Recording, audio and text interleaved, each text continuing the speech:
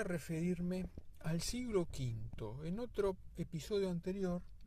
hemos hablado del siglo IV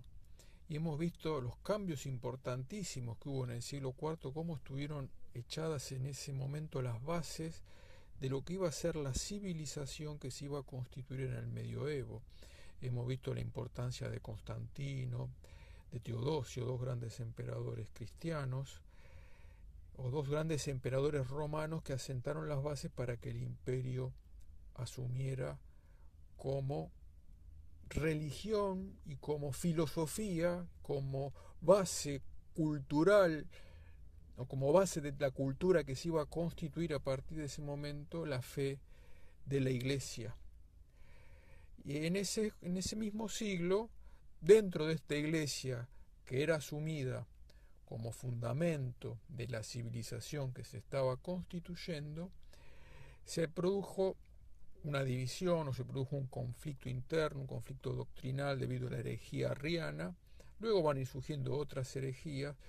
pero bueno, fue resuelto esto a partir del concilio de Nicea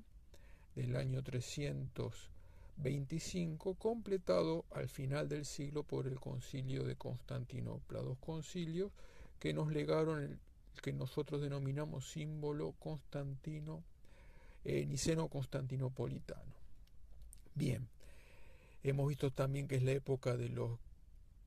primeros grandes padres de la iglesia, los padres capadocios, por ejemplo, en el siglo en el que nace San Agustín, en el siglo de que nace San Ambrosio, Agustín y Ambrosio en Occidente, los padres capadocios en Oriente, pero todos que van a legar un rico bagaje intelectual, teológico, de reflexión al mundo que se va a constituir a partir de los siglos siguientes. En el siglo V nosotros solemos ubicar el fin de la Edad Antigua, así la historia clásica o los historiadores han marcado el siglo V hacia el final, el año 476, como el fin de la Edad Antigua, el comienzo de la Edad Media, a partir de un hecho, de un punto que divide épocas, que es la caída del Imperio Romano de Occidente. Pero la historia es un fluir permanente y estos esquemas que los historiadores crean sirven para interpretar, para analizar, para dividir periodos, pero a veces nos hacen perder la riqueza del acontecer histórico. El siglo V fue muy rico